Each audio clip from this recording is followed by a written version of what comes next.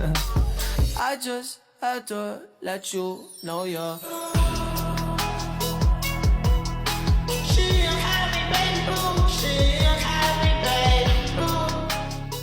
Baik, di sini saya akan membahas mengenai komunikasi promosional. Nah, bagaimana komunikasi bukan sekedar menyampaikan informasi, tapi menjadi strategi untuk membangun hubungan jangka panjang dan menggerakkan audiens untuk mengambil tindakan.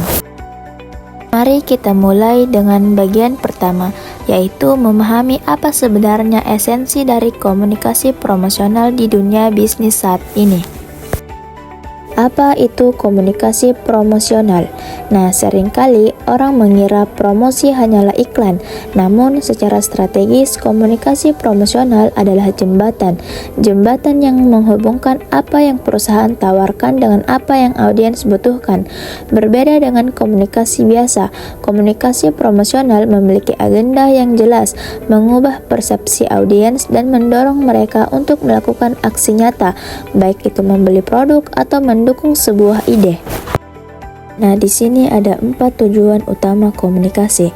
Yang pertama, kesadaran, yaitu memperkenalkan produk atau merek kepada audiens yang sebelumnya mereka belum mengenalnya sama sekali. Nah, yang kedua yaitu edukasi. Nah, tujuan edukasi yaitu menyampaikan informasi mendalam mengenai manfaat, fitur, dan keunggulan kompetitif dari sebuah layanan atau produk. Nah, yang ketiga ada loyalitas. Nah, tujuan loyalitas yaitu memperkuat hubungan emosional dan menjaga kepercayaan antara merek dengan pelanggan yang sudah ada. Nah, yang terakhir yaitu pembelian, di mana menggerakkan audiens yang sudah tertarik untuk segera mengambil tindakan nyata berupa pembelian. Nah, setelah kita tahu tujuannya, kita perlu tahu senjata atau alat apa yang bisa kita gunakan. Nah, inilah yang kita sebut sebagai bauran promosi atau promotional mix. Nah, terdapat 6 promotional mix. Nah, yang pertama advertising atau periklanan, yang merupakan komunikasi berbayar melalui media massa seperti TV, radio, atau media sosial yang sangat efektif untuk membangun kesadaran merek secara luas dalam waktu singkat. Nah, yang kedua, sales promotion atau promosi penjualan, yaitu berupa insentif jangka pendek seperti diskon, kupon, atau program loyalitas yang dirancang untuk mempercepat keputusan pembelian konsumen. Nah, yang ketiga, public relation atau hubungan masyarakat, yaitu upaya membangun citra positif melalui acara korporat atau manajemen krisis yang biasanya memiliki kredibilitas lebih tinggi karena tidak bersifat langsung berbayar. Nah, yang keempat, personal selling atau penjualan personal, yaitu interaksi tatap muka langsung antara penjual dan calon pelanggan, biasanya digunakan untuk produk kompleks atau bernilai tinggi yang butuh penjelasan mendalam. Nah, yang kelima, direct marketing atau pemasaran langsung, yaitu komunikasi yang ditargetkan langsung ke individu melalui email atau SMS, sehingga memungkinkan personalisasi dan pengukuran respons yang lebih akurat. Yang terakhir, pemasaran digital dan media sosial, yaitu ekosistem modern yang melibatkan konten organik, iklan berbayar, hingga influencer marketing untuk menjalin hubungan dalam komunitas online. Ada sebuah prinsip menarik. Pemasaran yang baik mungkin membuat perusahaan terlihat pintar, tapi komunikasi hebat justru membuat pelanggan merasa dipahami.